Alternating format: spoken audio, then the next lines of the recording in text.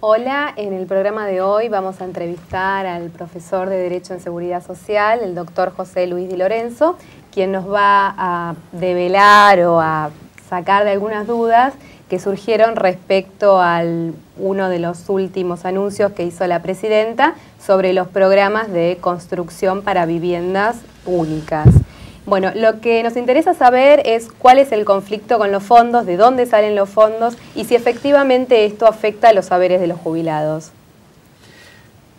No, bueno, en realidad creo que acá se crea un discurso mediático y de la oposición que no tiene sustento. Digo. En primer lugar, Procrear es realmente un programa que se financia con el Fondo de Sustentabilidad del ANSES. Recordemos qué es el Fondo de Sustentabilidad. El Fondo de Sustentabilidad existe porque cuando los bancos disfrazados de FJP saquearon los recursos sociales, se apropiaron de los recursos destinados a los jubilados, nos hicieron creer que lo mejor era una cuenta individual, que guardemos todo en una latita y que cuando seamos viejos vamos a tener la plata esa, de esa cuenta individual, con lo cual íbamos a vivir espléndido. Claro, de ahí es que se crea este fondo que era el excedente de la recaudación de las FJP, que se invirtió en acciones, en deuda pública, etc. Cuando sanamente el Estado argentino recupera la administración del sistema previsional, se deroga el sistema de FJP, bueno, ese fondo para sostener el sistema de sustentabilidad queda a disposición del nuevo sistema de ANSES. Tiene alguna diferencia, alguna ventaja. Cuando lo manejaban las FJP eran menores. Desde que lo maneja el Estado se incrementó. Pero el primer criterio, Claudio, equivocado, es el de aquellos que creen que con este dinero se le paga a los jubilados. No. A los jubilados se le paga mensualmente con la recaudación de los aportes y contribuciones que todos solidariamente hacemos para sostener a los que están hoy sin capacidad de trabajar, que por unas razones de edad o de incapacidad, y que además está compuesto por aportes y contribuciones y una parte muy importante de impuestos. O sea que hoy ya no es como fue hace muchas décadas atrás. Hace mucho que ya no es una afectación específica de un impuesto al trabajo como sería el aporte y la contribución, sino que con el IVA, con los bienes personales, con todos los impuestos, se está pagando el flujo mensual de los jubilados. El fondo es una garantía para otra cosa, pero que de ningún modo afectar estos recursos a una inversión productiva es negativo. A ver, ¿qué es lo que ocurría antes? Este fondo se dedicaba al modelo especulativo, que es lo que decidió la presidenta Cristina Fernández de Kirchner. Una medida profundamente contracultural en términos económicos, heterodoxa. En vez de mantener fondos en un circuito especulativo, los dirige a un circuito productivo, profundamente productivo y reactivador de la economía, como es la construcción de viviendas, que es generadora de mucho empleo y de mucha demanda agregada. Significa que al generar estas nuevas viviendas se generan muchos puestos de trabajo y a su vez un efecto keynesiano virtuoso de crecimiento de la economía. Yo decía recién que el sistema para el pago de las jubilaciones proviene de aportes y contribuciones. Si hay más trabajadores va a haber más aportes y contribuciones para pagar a los jubilados. Y decía que también casi la mitad de estos recursos provienen para pagar las mensualidades de los jubilados de los impuestos. Bueno, si crece la riqueza, porque crece el mercado interno por el efecto keynesiano, porque se venden las viviendas, se construyen, se compran ventanas, puertas, se va al supermercado, al kiosco, etcétera, también la capacidad tributaria del Estado crece, con lo cual esto es una medida altamente virtuosa para los que estamos en actividad, porque crece la economía y vamos a estar mejor, y crece la riqueza del país y se distribuye, y para los que están en pasividad, que se les garantiza la verdadera sostenibilidad de un sistema en el largo plazo, que solamente la garantiza el trabajo. ¿Lo mismo sucede con la asignación universal por hijo? ¿Va en la misma línea? La asignación universal por hijo tiene un efecto multiplicador keynesiano muy claro, aparte de, digamos, que éticamente es irreprochable, digamos, nadie puede negar que a los hogares de quienes carecen de recursos se les destina esta asignación alimentaria básica, una responsabilidad vital del Estado, sino que además, como va direccionada a aquellos hogares que no tienen ingresos o tienen ingresos muy bajos, el efecto multiplicador es superior, porque va todo el consumo, no hay capacidad de ahorro. Si esto fuera destinado a sectores más altos, podría haber un excedente que se ahorra. No, acá no se ahorra, se consume por una necesidad de sobrevivencia. Con lo cual también tiene un efecto económico virtuoso y hace a la convivencia social. Quería preguntar, José, en el tema de los fondos de los nuevos créditos, ¿por qué esta vez se implementan a través del Banco Hipotecario y no del Nación como fue en otros planes? Yo creo que esto es instrumental, seguramente porque el Banco Hipotecario, me parece a mí, tiene quizá un rol histórico y una performance adecuada para este tipo de créditos, pero podría haber sido a través del Banco Nación. Pero ya que nombras a los bancos, yo escuché por allí decir que estamos subsidiando tasas, las tasas son muy bajas. Y en realidad, en primer lugar, aunque fueran subsidiadas, vuelvo a insistir en lo que dije antes, ¿no? Es decir, el efecto virtuoso se produce por el incremento de la recaudación tributaria y por la mayor cantidad de empleo que genera más ingresos para pagar a los jubilados y a sus jubilaciones. Pero por otro lado, un gravísimo defecto que tiene el sector financiero en la Argentina es que los créditos hipotecarios a largo plazo se dan por el sistema francés y no por el sistema alemán. El sistema francés en periodos largos es absolutamente perverso. Lo viví en carne propia y por eso lo aprendí. Tuve que tomar un crédito en alguna oportunidad. Cuando habían transcurrido 10 años, debía exactamente la misma suma, había pagado el equivalente a todo el capital que me habían prestado, pero eran solamente intereses, porque el sistema francés recauda primero todos los intereses y sobre el final se amortiza el capital. Esto en el largo plazo y según el nivel de tasas es perverso, o sea, que cuando se hable de la rentabilidad, si es baja o alta, con la tasa de interés que se va a cobrar para estas hipotecas, hay que medirlo por el efecto de cobrar primero el interés que se potencia y me parece que es un poquito mayor que la tasa. Y no lo digo como crítica justamente a la tasa que se da, que es muy buena comparativamente con la que se dan los bancos, sino como crítica a lo que debe cambiar el sector financiero, porque uno ni pidiéndolo le dan la posibilidad de financiarlo por el sistema alemán, que en el largo plazo es más económico, ¿no?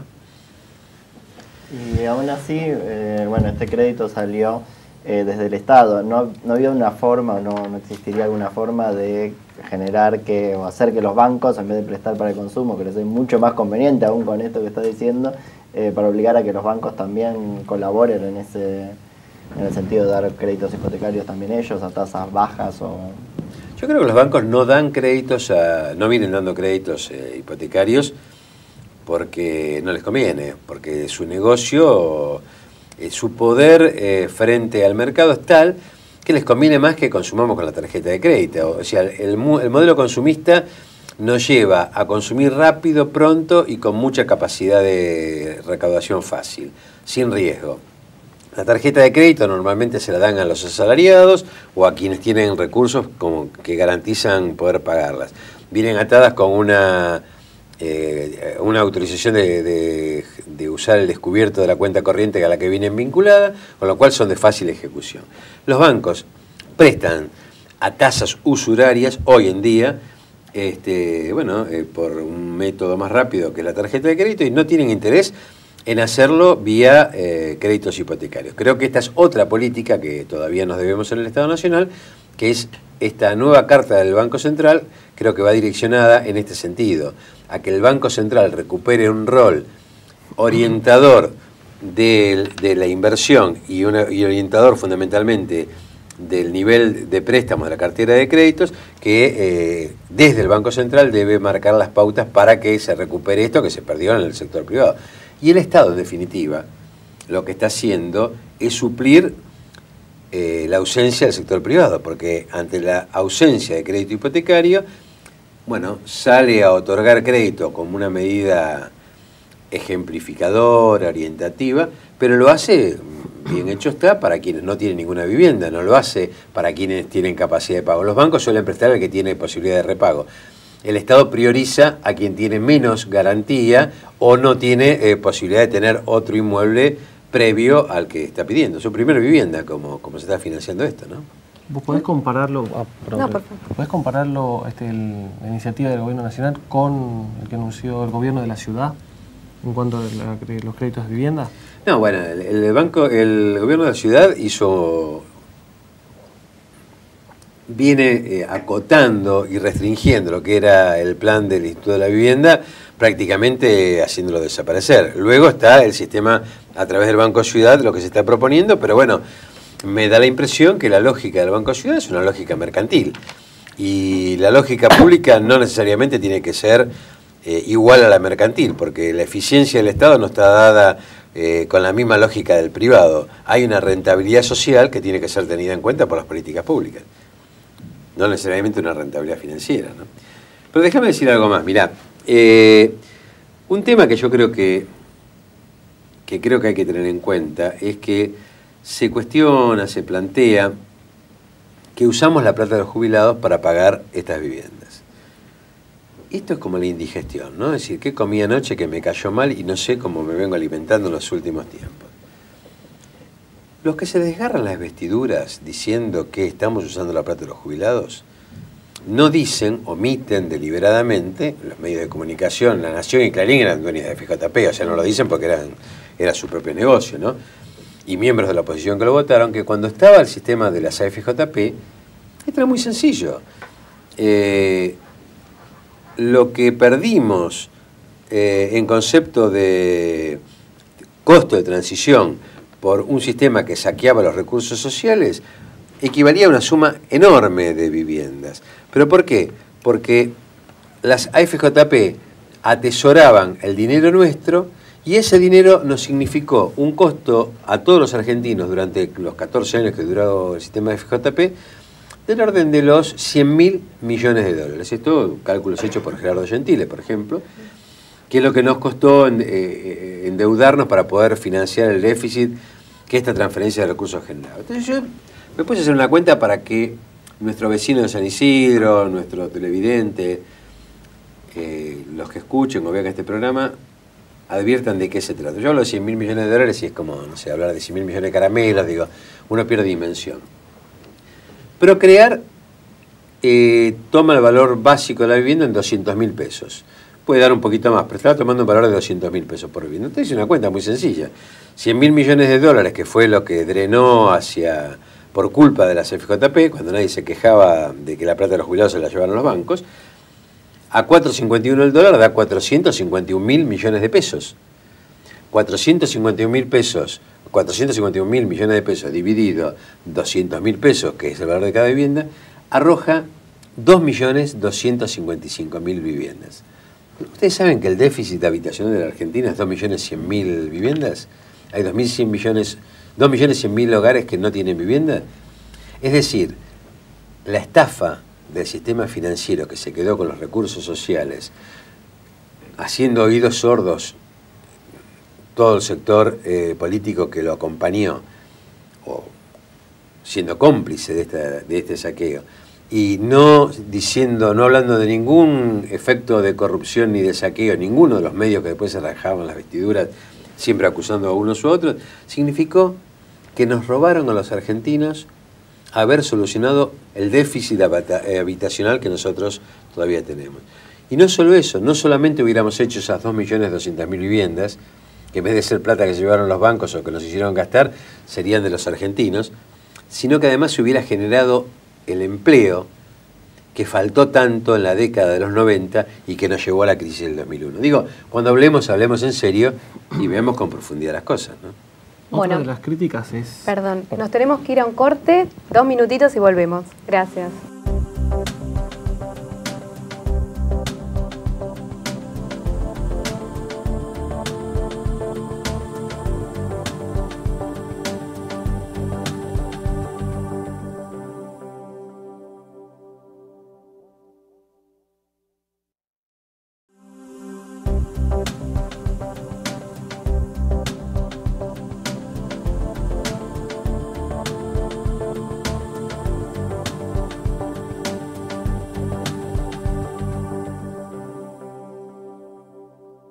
Arrancamos el segundo y último bloque y vamos a tratar de sacarnos las dudas, por lo menos las grandes dudas que tenemos. Emi. Te quería preguntar, José, una de las críticas del plan Procrear de la oposición es que las nuevas viviendas se van a centralizar todas en el conurbano, o sea, mayoritariamente el conurbano.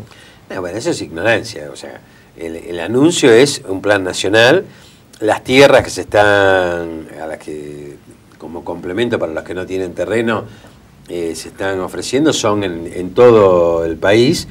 Obviamente donde no hay prácticamente tierras fiscales es en la capital federal, donde sí las hay. Provincia de Buenos Aires está donando algunas tierras, hay otras que son del conurbano, hay gente que tiene terrenos en Córdoba o en cualquier parte del país y accede al crédito teniendo el terreno. O sea, la desmistificación de esto parte de que el titular de un terreno en cualquier parte del país que lo tenga puede pedir un crédito.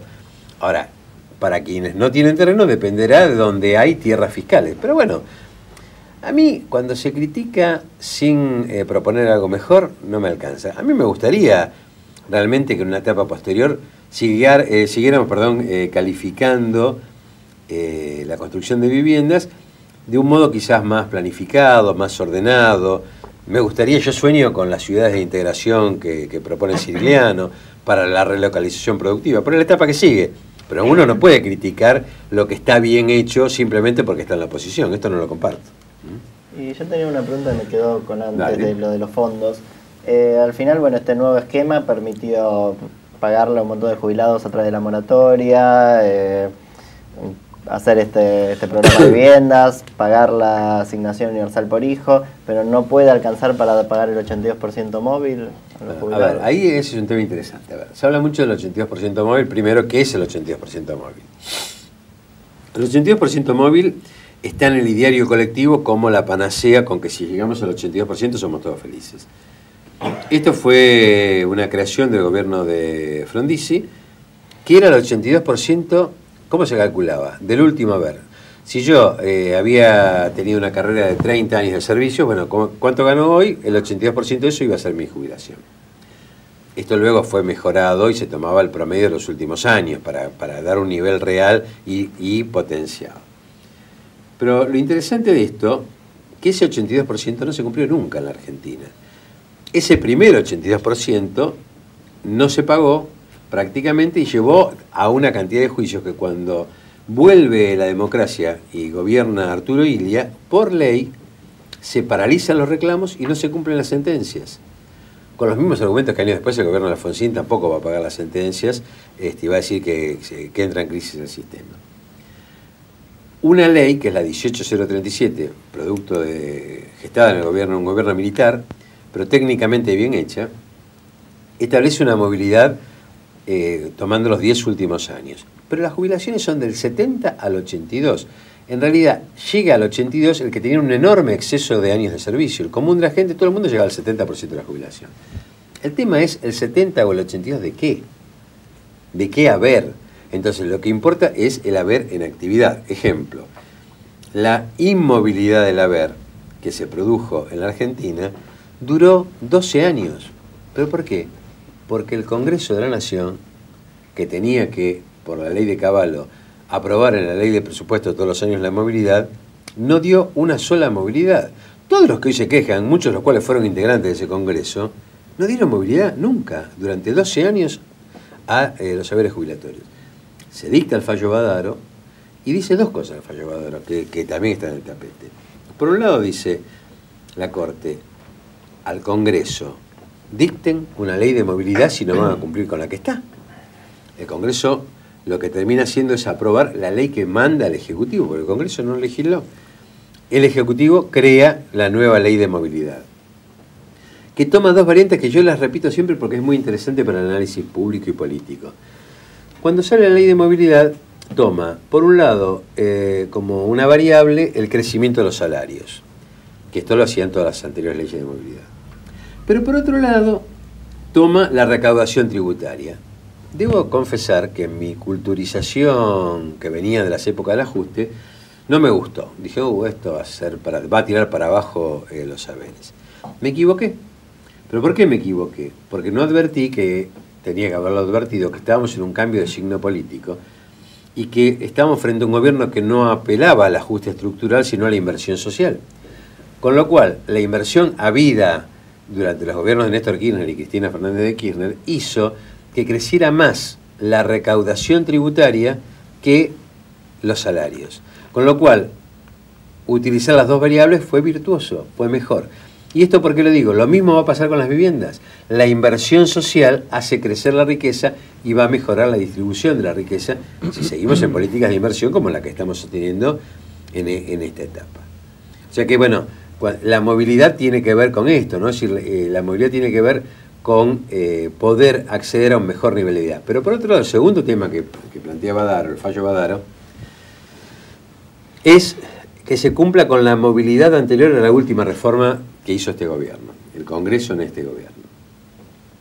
Y tiene razón la Corte. Hay un sector de los jubilados que han quedado rezagados. ¿Por qué? Porque desde el 2013 en adelante, lógicamente, se empezó, como decía Néstor Kirchner en su momento, a salir del infierno y se priorizó a los haberes menores. Hoy el 70% de los jubilados están cobrando cerca de 2.500 pesos promedio. La mínima está en 1.600, 1.700. Pero hay un sector importante todavía al que se le adeuda esa movilidad de la ley anterior. Y en realidad este es un tema que el Congreso, a mi modo de ver, lo tiene que abordar. ¿Por qué? Porque esto no es algo que, como decía antes, el tema de la indigestión es algo que pasó ayer y la culpa es de que alguien no hizo las previsiones del caso. Esto arranca con el gobierno de Alfonsín, cuando Alfonsín, en la primera etapa de la democracia formalmente recuperada, firma el ajuste estructural con el Fondo Monetario y condena a los jubilados a hacer el ajuste previsional.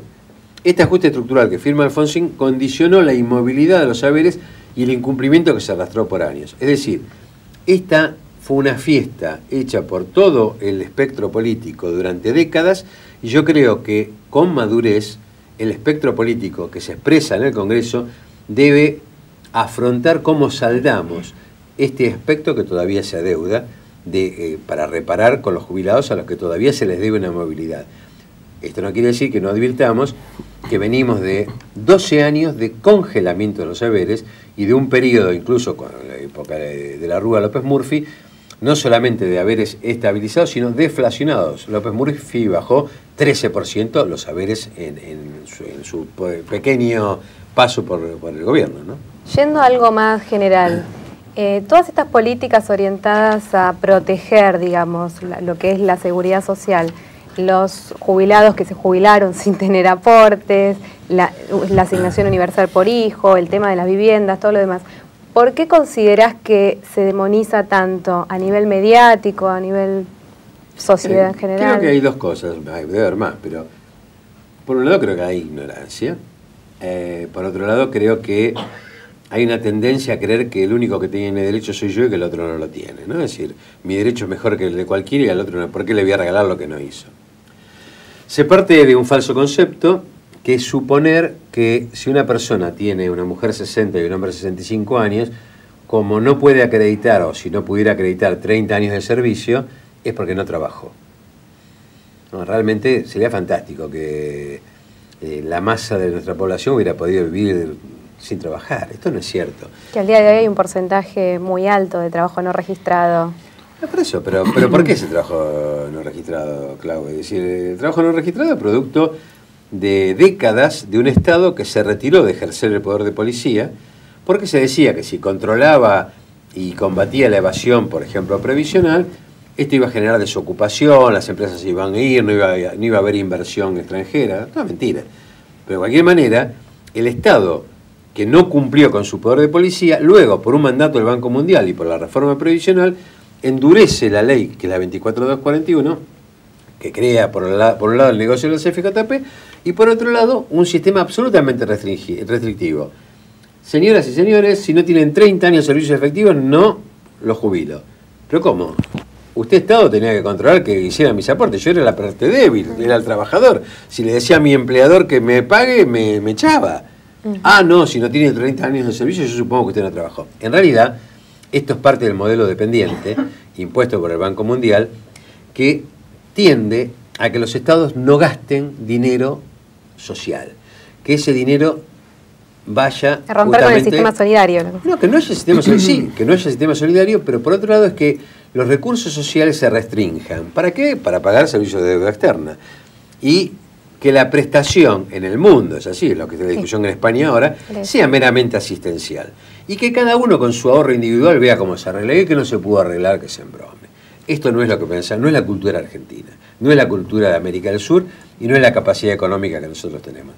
Lo que hizo el gobierno con forma de moratoria es dar un salario de reparación social. Es más, dije, propuse y propongo, en aquel momento, antes de aquel momento lo había dicho, sin siquiera moratoria, si yo hubiera tenido la decisión, le hubiera dado a todas las personas que tienen la edad para jubilar, si no podían acreditar todos los años, por lo menos un salario de reparación social, asumiendo que el Estado fue el que no cumplió con garantizarle que los aportes se hicieran. Y el Estado no se puede negar, es decir, nosotros, jurídicamente organizados como nación, que eso es el Estado, no nos podemos negar a atender en la vejez, cuando una persona no puede trabajar, esa necesidad de subsistencia, cuando fue culpa del Estado no haber hecho lo que tenía que haber hecho.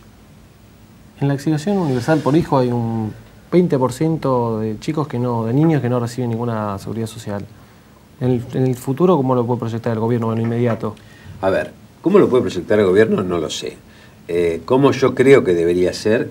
Yo vuelvo a la raíz histórica de lo que es el nacimiento de la seguridad social como Estado, como forma institucional de vida, que es la que expresa la desaparecida Constitución de 1949. La Constitución de 1949 no tenía movilidad del haber. Algunos se confunden y creen que el 14 bis empezó la seguridad social. No, era antes. Tenía un capítulo dedicado a la protección de los derechos de la ancianidad, de la niñez, del trabajador, de la familia. Pero esos capítulos no eran declamativos, se aplicaban realmente, pero por otro lado tenían una garantía, que la propia Constitución establecía la titularidad inalienable e intransferible de los recursos naturales por parte de la nación argentina y la prohibición de privatizar los servicios públicos. Se derogó la Constitución del 49, que tiene una conceptualización absolutamente organizacional, y se cayó en un reduccionismo prestacional. Todo ese plexo protectorio se sustituyó por un artículo que parece que limita la seguridad social solamente al pago de una prestación móvil. El 14 bis lo único que establece haberes móviles, salario mínimo vital y móvil para la actividad y jubilaciones móviles. Esto es insuficiente. Si vos me decís qué debe el deber ser, es volver a una comunidad organizada, dueña de su riqueza y que con el trabajo y el pleno empleo de sus ciudadanos las traiga y se distribuya equitativamente. Bueno, José, son muchísimas las preguntas que nos quedan, pero el programa se terminó, así que seguramente tendremos una segunda parte. Muchas gracias y creo que nos aclaró varios puntos y nada, la continuamos. Gracias.